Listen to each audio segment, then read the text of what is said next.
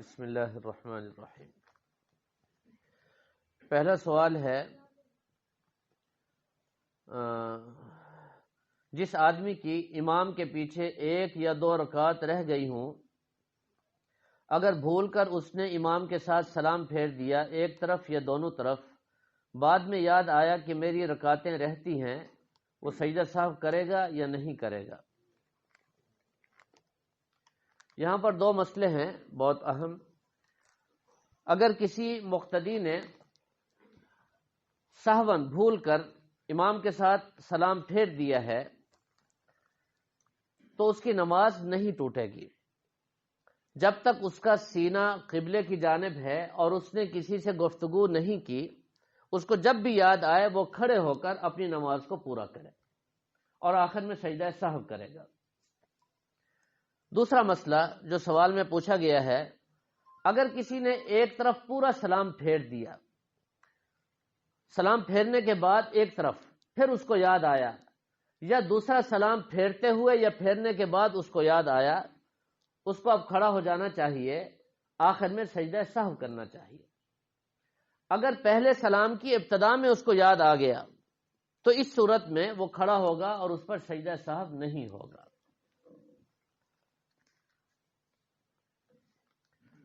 دوسرا سوال یہ ہے کہ موبائل کے اندر جو قرآن پاک ڈاؤن لوڈ کیا جاتا ہے، اس قرآن پاک کو جو فون کے اندر ہے بغیر وضو کے پڑھ سکتے ہیں یا وضو کرنا لازمی ہے؟ اس کا تفصیلی جواب تو میں گزشتہ درس میں دے چکا ہوں، البتہ یہ بات ذہن نشین فرما لیں، جب قرآن پاک سکرین پر آ جائے، موبائل میں نظر آنے والا ہو، نظر آ رہا ہو، تو بغیر وضو کے موبائل کو ہاتھ لگانا جائز نہیں ہے۔ اب اس کا حکم قرآن پاک کا ہے، اس کو چھونا جائز نہیں ہے، البتہ الگ کوئی پاک کپڑا ہے اس سے آپ موبائل کو اٹھا سکتے ہیں، ورنہ آپ وضو کریں، وضو کرنے کے بعد آپ اس موبائل کو ہاتھ لگا سکتے ہیں اور پھر تلاوت کر سکتے ہیں۔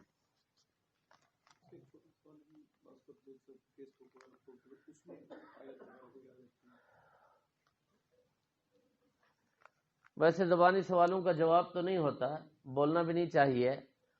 یہ ایک جزئی مسئلہ ہے، پوچھ رہے ہیں کہ فیس بک وغیرہ پر کوئی ایک آدھ آیت آ جاتی ہے تو اس کا حکم بالکل ایسے ہے جیسے کسی کتاب میں، کوئی کتاب تفسیر کی ہو یا حدیث کی ہو یا کوئی عام کتاب، اس میں کہیں صفحے میں ایک آدھ آیت آ جاتی ہے تو اس کا حکم یہ ہے کہ اس آیت والی جگہ پر ہاتھ لگانا بغیر وضو کے جائز نہیں ہے، اس کے ارد گرد باقی ہاتھ لگانا جائز ہے۔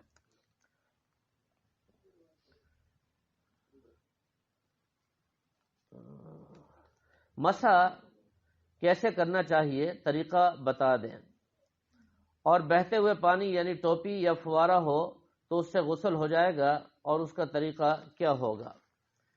آپ حضرات سر کا مسح کرنے کا طریقہ غالباً پوچھ رہے ہیں، تو سر کے مسح کا طریقہ یہ ہے کہ آپ انگوٹھا اور یہ شہادت والی انگلی کو ایک طرف کر لیں اور یہ 3 انگلیاں ایک طرف کر لیں۔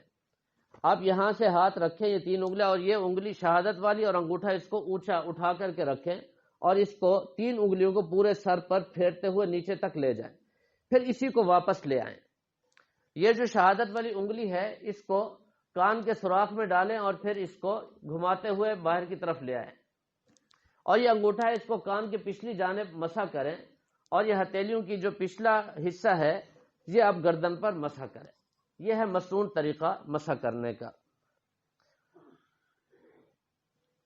ٹوٹی یا فوارہ ہو، اس سے پانی بہہ رہا ہو تو اس سے غسل کرنے سے غسل ہو جاتا ہے، اس میں کوئی حرج نہیں ہے۔ میری والدہ فوت ہو گئی ہیں، میرے 2 بھائی 4 بہنیں ہیں، وراثت تقسیم ہونے سے والدہ کی زندگی میں پہلے 2 بہنیں فوت ہو گئی ہیں، میری والدہ کی جائیداد کیسے تقسیم ہوگی؟ والدہ کی وفات کے وقت جو اولاد زندہ ہے صرف وہی وارث ہوگی۔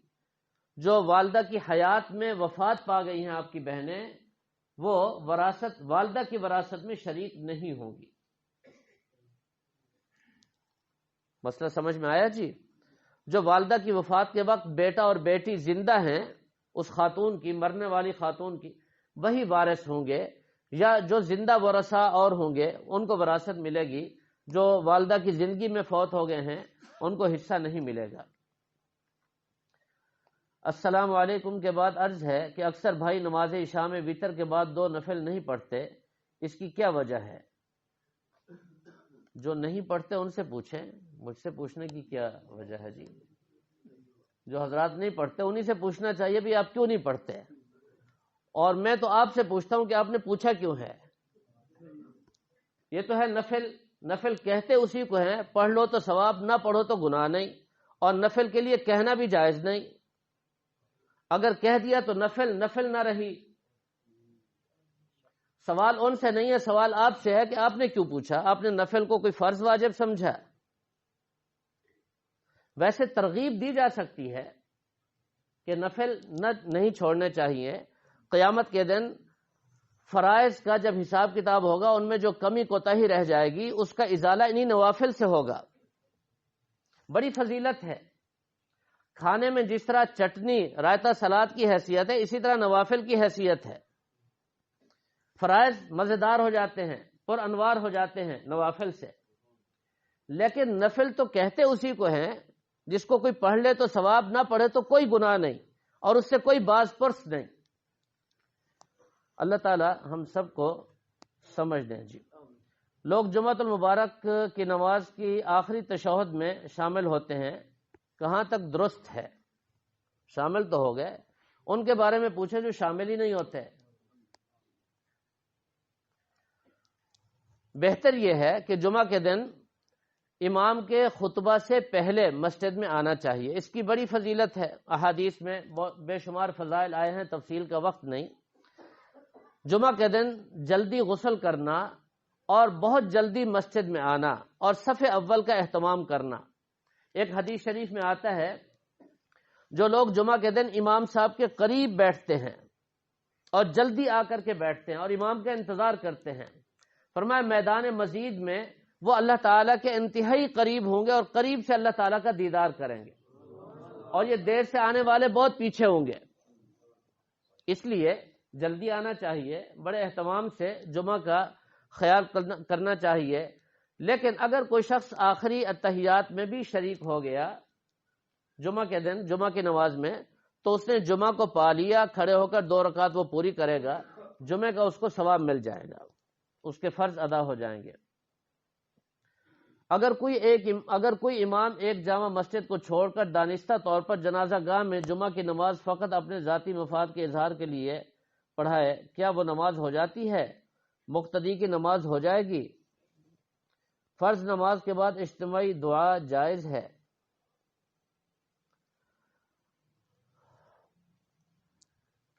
بڑا اہم مسئلہ ہے جی یہ بھی۔ جامع مسجد ہے جہاں باقاعدگی سے جمعہ ہو رہا ہے، کوئی صاحب وہاں کا جمعہ دانستہ طور پر چھوڑ کر جنازہ گاہ میں یا عیدگاہ میں، جنازہ گاہ میں جا کر وہ جمعہ کی نماز کا اہتمام کرتے ہیں، جمعہ تو ہو جائے گا، جمعہ تو ہو جائے گا، پڑھانے والے کا بھی اور پڑھنے والا کا بھی۔ اب پڑھانے والے کی نیت کیا ہے اور پڑھنے والوں کی نیت کیا ہے؟ اگر فتنہ برپا کرنا ہے اور اس جامع مسجد کی جمعہ کی جو نماز ہے اس کی حیات اور اس کی اجتماعیت کو توڑنا مقصود ہے، اس کا مقابلہ مقصود ہے، تو ظاہر ہے یہ گناہ ہے، فتنے کا سبب ہے، بہت بڑا جرم ہے۔ اصلاح ہونی چاہیے، سمجھانا چاہیے، ایسا نہیں ذاتی مفادات اور ذاتی مسائل اور معاملات میں اگر ہر شخص 1.5 اینٹ کی مسجد بنا کر کھڑا ہو جائے گا تو اجتماعیت ختم ہو جائے گی، دین کی عظمت اور دین کی جو شوکت ہے اور اس کا جو تقاضا ہے وہ ختم ہو جائے گا، ایسا نہیں کرنا چاہیے۔ فرض نماز کے بعد اجتماعی دعا جائز ہے، سنت ہے۔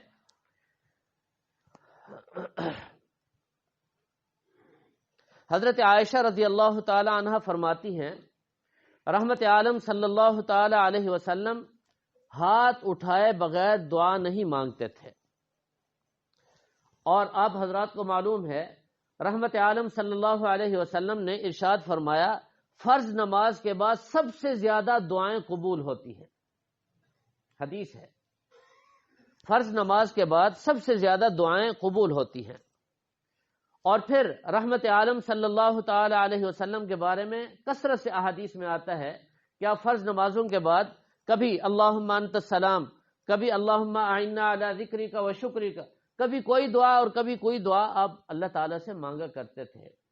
یہ 3 احادیث میں نے آپ کے سامنے رکھی ہیں۔ اب دیکھیں نماز جو اجتماعی نماز ہے، با جماعت نماز ہے، اس میں ساری عبادت با جماعت ہے، تو دعا بھی تو اجتماعی ہوگی یا انفرادی ہوگی؟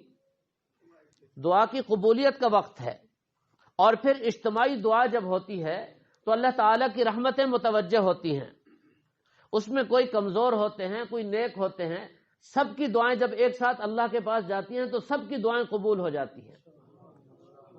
تو یہ قبولیت دعا کا بڑا اہم موقع ہوتا ہے، تو ان مواقع کو تو تلاش کرنا چاہیے اور ان مواقع کو غنیمت سمجھنا چاہیے اور دعاؤں کا اہتمام کرنا چاہیے۔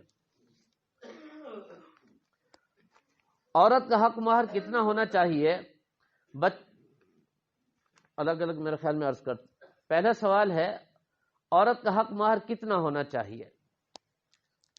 حضرت فاطمہ الزہرا رضی اللہ تعالی عنہ کا جو حق مہر تھا اس زمانے میں غالباً 400 450 تولہ چاندی، اس سے تھوڑا سا کم ہونا چاہیے۔ شیخ العربی والعجم حضرت مدنی رحمہ اللہ تعالی فرمایا کرتے تھے کہ حضرت فاطمہ الزہرا رضی اللہ تعالی عنہ شہزادی ہیں اس امت کی، ان سے بڑی خاتون کوئی نہیں، اس سے تھوڑا سا کم ہونا چاہیے، اس سے زیادہ نہیں اور برابر بھی نہیں۔ کون ہو سکتا ہے ان کے برابر؟ اور موجودہ معاشرے میں اور حالات میں میری درخواست یہ ہے کہ نکاح میں اور ولیمے میں جتنے ناجائز اخراجات ہوتے ہیں، الفاظ پر غور کیجئے، ان سارے اخراجات کو ایک جگہ جمع کر دیا جائے اور ایک لفافے میں بند کر کے عورت کو حق مہر دے دینا چاہیے،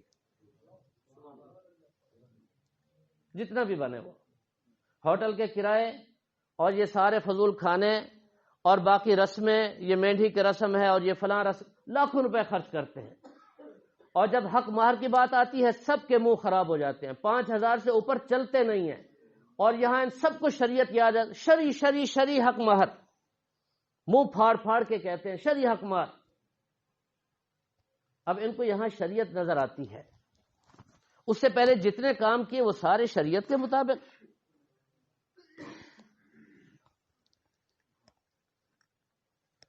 سوچنا چاہیے نا جی، اللہ ہدایت دے، آمین، اللہ اکبر۔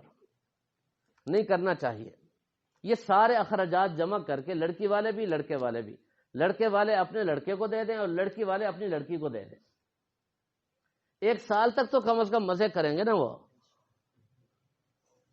کیا حرج ہے؟ اور پھر ان رسم و رواج کی کتنی وبائیں اور خطرناک پہلو ہیں، بے برکتی ہوتی ہے۔ خوشی کا موقع ہے، 2 خاندان بننے اور سنورنے اور جڑنے کے لیے تیار، اور اس میں ہمارے سارے کام وہ ہیں جسے اللہ کی لعنت برستی ہے۔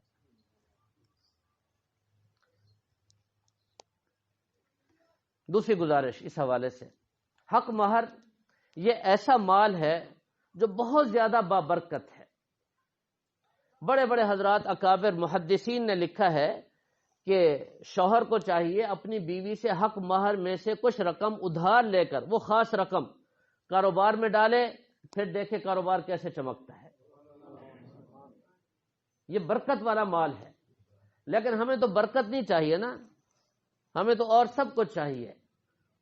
بیوی کو جتنا آپ دے سکتے ہیں دیں، جتنا زیادہ حق مہر آپ دے سکتے ہیں اپنی حیثیت کے مطابق دیں، اس میں بخل نہیں ہونا چاہیے، عورتوں کو خوب دینا چاہیے اور عورتوں کو بھی مطالبہ کرنا چاہیے۔ سمجھتے ہیں جی؟ فرنیچر پہ 5 لاکھ لگا دیا اور جناب عورت کے کپڑے وپڑے اور زیورات فلاں چیز بنائی اس پہ بھی لیکن حق مہر دیتے ہوئے بڑی پریشانی ہوتی ہے۔ تو لاکھوں روپے ہونا چاہیے، 1 لاکھ تو کم از کم ہونا چاہیے نا عورت کا حق مہر۔ آخر وہ انسان ہے، انسانی جان ہے، اس کی بڑی قدر و منزلت ہے، ساری چیزیں ہیچ ہے۔ یہ عورت اور وہ ماں باپ بھی تو عجیب ہے نا، جنہوں نے اپنے جگر کا ٹکڑا ان کو دے دیا اور اس کے لیے صرف حق مہر ہے جو شریعت سے ثابت ہے، وہ زیادہ سے زیادہ ہونا چاہیے۔ بچوں کی پیدائش میں وقفہ کیا جا سکتا ہے؟ جی ہاں، کوئی بھی عارضی طریقہ اختیار کرنا جائز ہے، مستقل منع حمل وہ جائز نہیں ہے۔ مستقل یہ سلسلہ بند کر دینا کسی بھی عمر میں کسی بھی حالت میں جائز نہیں ہے، گناہ ہے، سخت گناہ ہے۔ البتہ عارضی کوئی بھی طریقہ اختیار کیا جا سکتا ہے، 1 سال 2 سال 4 سال کے لیے شرعاً اس کی اجازت ہے۔ تیمم کے کتنے فرض ہیں اور کون کون سے؟ تیمم کے 3 فرض ہیں جی۔ نیت کرنا، وضو میں نیت فرض نہیں ہے لیکن تیمم میں نیت کرنا فرض ہے، اور 2 ضربیں ہیں، ایک ضرب چہرے کے لیے اور ایک ضرب ہاتھوں کے لیے، 3 فرض ہیں تیمم کے۔ ڈاکٹر اسرار صاحب کے بارے میں علماء کی کیا رائے ہے؟ وہ اس دنیا میں نہیں ہے جی، وہ اس دنیا میں نہیں ہے۔ اچھے کام انہوں نے بہت سارے کیے ہیں۔ عقائد کے حوالے سے ہمارے اکابر کو ان سے اختلاف رہا ہے اور ہے بہت سارے مسائل میں۔ سب سے پہلا اور بنیادی مسئلہ آپ حضرات کو میں عرض کرتا ہوں، اس کو صرف برائے اصلاح سمجھیے۔ مسئلہ یہ ہے کہ اس امت کی جو سب سے بڑی ضرورت ہے، سب سے بڑی ضرورت، وہ انفرادی اصلاح ہے، اور اجتماعی اصلاح کے لیے نظام خلافت ہے۔ انہوں نے نظام خلافت کے لیے اتنا تجاوز کیا کہ ایمانیات اور ابتدائی دین کے جتنے تقاضے ہیں ان کی حیثیت کمزور سے کمزور تر کر دی گئی، جس کی وجہ سے بہت سارے مسائل پیدا ہوئے۔ یہ ایک بنیادی اختلاف ہے، اصل اختلاف یہاں سے چلا ہے۔ پھر انشاءاللہ کبھی میں اس کی تفصیل عرض کروں گا۔ کیا ایسا وقت آئے گا جب پوری دنیا میں اسلام کا غلبہ ہوگا؟ وہ کون سی جماعت ہے یا ہوگی؟ جی ہاں، حضرت عیسیٰ علیہ الصلوۃ والسلام تشریف لائیں گے اور دجال کو مقام لد پر قتل فرمائیں گے، اور پھر پوری دنیا میں اسلام کا غلبہ ہوگا۔ سب یہودیت کو اور عیسائیت کو وہ نیست و نابود فرما دیں گے، اسلام ہوگا، مسلمان ہوں گے، اور شریعت محمدیہ صلی اللہ تعالی علیہ وسلم کا راج ہوگا۔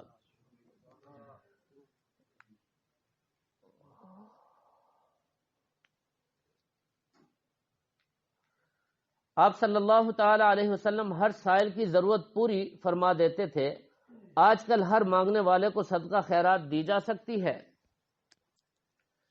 رحمت عالم صلی اللہ تعالی علیہ وسلم کی سیرت اور سنت کا شاید آپ کو اندازہ نہیں۔ ایک مانگنے والا آیا تو اسے فرمایا تمہارے گھر میں کیا ہے؟ یاد ہے جی؟ اسے کہا ایک پیالہ ہے اور ایک ٹاٹ ہے، فرمایا لے آؤ۔ پھر آپ نے اپنے ہاتھ میں اس کو اٹھایا اور بولی لگائی، ہاں جی کتنے ملے گا کوئی اس کو؟ ایک نے کہا جی 1 درہم، فرمایا اور کوئی زیادہ کرے گا؟ بولی لگائی آپ نے اور اس کے گھر کا سارا سامان بیچ دیا۔ یہی 2 چیزیں تھی بس، اور کچھ بھی نہیں تھا۔ اس کی ضرورت کو پورا نہیں کیا، پیسے نکال کے نہیں دے دیے، نہ اس کو روٹی کھلائی۔ یہ واقعہ معلوم نہیں ہے کسی کو؟ اس کو بیچ کر فرمایا کہ جاؤ اس سے کلہاڑی لے کر کے آؤ۔ کلہاڑی لے آئے وہ۔ آپ صلی اللہ علیہ وسلم نے اپنے ہاتھ مبارک سے اس کے اندر لکڑی ڈالی، فرمایا یہ لے جاؤ جنگل میں، وہاں سے لکڑیاں کاٹو اور چن کر یہاں شہر میں آ کر بیچو، اور 15 دن تک میں تمہیں نہ دیکھوں۔ رحمت عالم صلی اللہ علیہ وسلم نے بھکاری نہیں بنایا قوم کو، امت کو خوددار بنایا ہے، محنت ان کے مزاج میں ڈالی ہے۔ ہم جو آج کل دیتے ہیں ان کو پیشہ ور بنا رہے ہیں، اور یہ جو پیشہ ور ہیں یاد رکھیں شریعت کا مسئلہ ہے، جس کے پاس 1 دن کا کھانا ہے اس کے لیے مانگنا حرام ہے، اور اس کو دینا بڑا جرم ہے۔ اس کو مانگنے کا گویا کہ مزاج اور عادت ہم دے رہے ہیں، اس کی اجازت نہیں ہے۔ ہر کسی کو دینا شرعاً جائز نہیں ہے۔ ہاں کوئی ضرورت مند ہے، واقعی اس کے پاس آج کا کھانا نہیں، آپ کو تحقیق ہے، اب اس کو دیں، دل کھول کے دیں، یہ ہے اصل چیز۔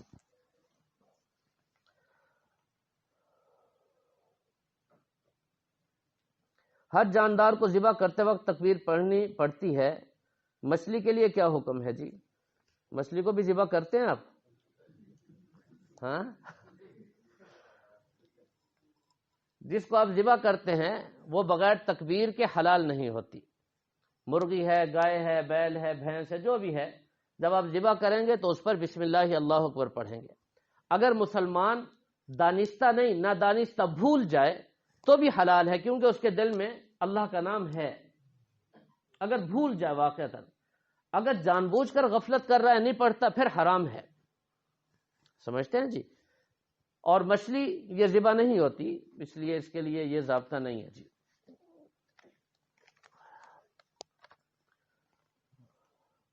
اگر کوئی 2 طلاقیں دے دے اور عدت کا وقت ختم ہونے تک رجوع نہ کرے تو نکاح ختم ہو جائے گا.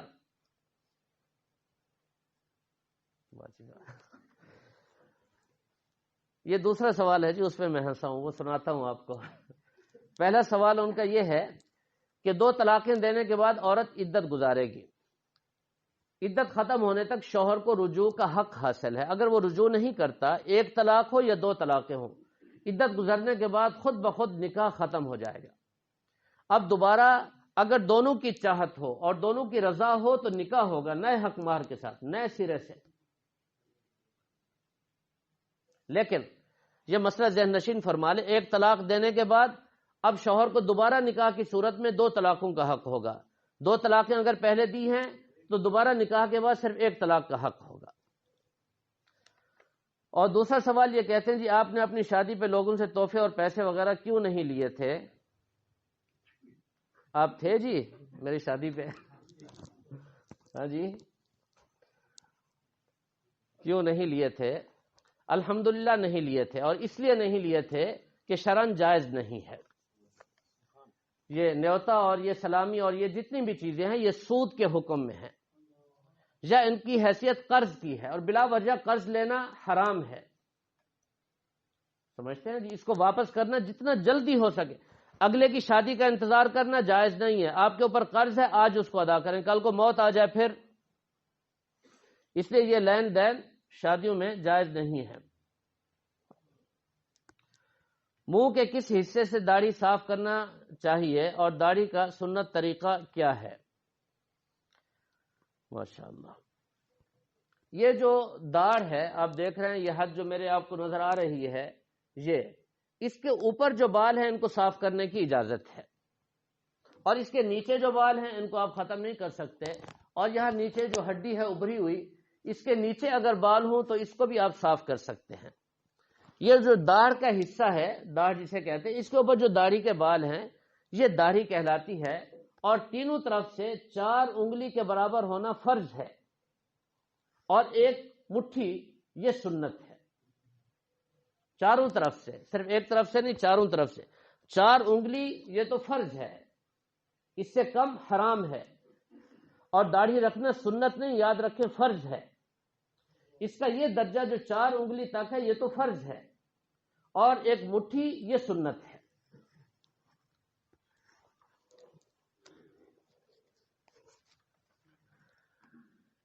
جمعہ کی دوسری اذان کا جواب دینا جائز ہے یا نہیں؟ صرف امام دوسری اذان کا جواب دے سکتا ہے، جو مقتدی ہیں وہ دوسری اذان کا جواب نہیں دے سکتے. نبی پاک صلی اللہ تعالی علیہ وسلم کا ارشاد گرامی ہے، اذا خرج الامام فلا صلاۃ ولا کلام. جب امام خطبے کے لیے باہر نکل آئیں، آ جائیں، تو اب نہ نماز جائز ہے، نہ کوئی کلام جائز ہے، نہ اذان کا جواب جائز ہے. صرف امام صاحب جو خطیب ہیں وہ دوسری اذان کا جواب دے سکتے ہیں، باقی حضرات نہیں دے سکتے. زبان کو حرکت نہ دیں، دل میں جواب دیں. اگر کوئی ایسی صورت بن سکتی ہے تو اس کی گنجائش ہے. کیا عشاء کے 3 وتروں کے بعد جو 2 نفل پڑھتے ہیں، پہلی رکعت میں سورہ زلزال، دوسری میں کافرون پڑھنا مسنون ہے اور بیٹھ کر پڑھنا مسنون ہے؟ یہ تصحیح فرما دیں یا کھڑے ہو کر. عشاء کے وتروں کے بعد جو 2 نفل ہیں ان میں کوئی صورت بھی آپ پڑھ سکتے ہیں. احادیث میں کوئی خاص ان کی وہ نہیں ہے. وتروں کی نماز کے لیے تو ہے فلاں صورت اور فلاں صورت. یہ جو بعد کے نوافل ہیں اس میں آپ کوئی صورتیں بھی پڑھ سکتے ہیں. اور بعض حضرات فرماتے ہیں وتروں کے بعد والی جو 2 نفلیں ہیں نبی پاک صلی اللہ علیہ وسلم نے بیٹھ کر پڑھی ہیں. حضرت شیخ الہند رحمہ اللہ تعالی سے کسی نے پوچھا حضرت آدھا ثواب ہے، فرمایا مجھے ثواب سے غرض نہیں، مجھے تو محبوب کا طریقہ چاہیے، میری غرض ثواب نہیں ہے، میں تو اس لیے بیٹھا ہوں کہ میرے محبوب صلی اللہ علیہ وسلم نے 2 وتر کے بعد والی نفلیں بیٹھ کر پڑھی تھی، میں تو اس لیے بیٹھ کے پڑھتا ہوں۔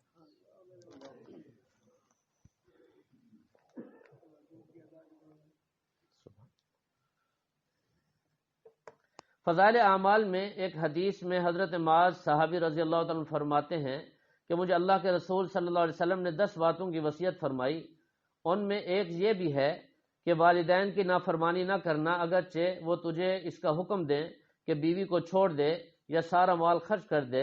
اس وصیت کا کیا مطلب ہے؟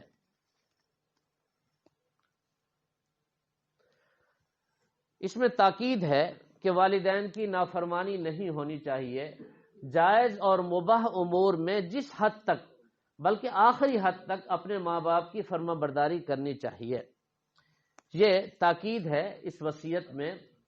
لیکن لا طاعت لمخلوق فی معصیت الخالق، اللہ تعالیٰ کی نافرمانی میں ماں باپ کی اطاعت جائز نہیں ہے۔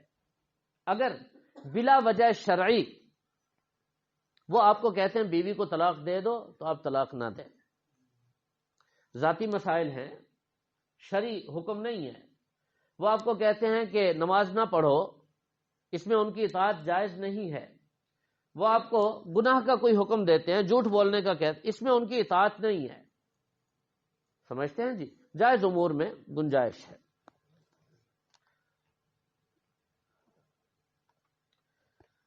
بلا وجہ سوال ہے جی، 12 ربیع الاول منانا جائز ہے یا نہیں؟ 12 ربیع الاول کو مانتے ہیں جو، تو ان کے لیے منانے کا طریقہ ہے، اور منانے کا طریقہ یہ ہے کہ نبی پاک صلی اللہ تعالی علیہ وسلم کی ایک ایک سنت پر مر مٹنے والے بن جائیں۔ کون ہے مسلمان جو 12 ربیع الاول کو نہیں مناتا یا نہیں مانتا؟ ہم سب مانتے ہیں، بس منانے کا طریقہ صحیح ہونا چاہیے۔ اللہ تعالی ہم سب کو سمجھنے اور عمل کرنے کی توفیق عطا فرمائے۔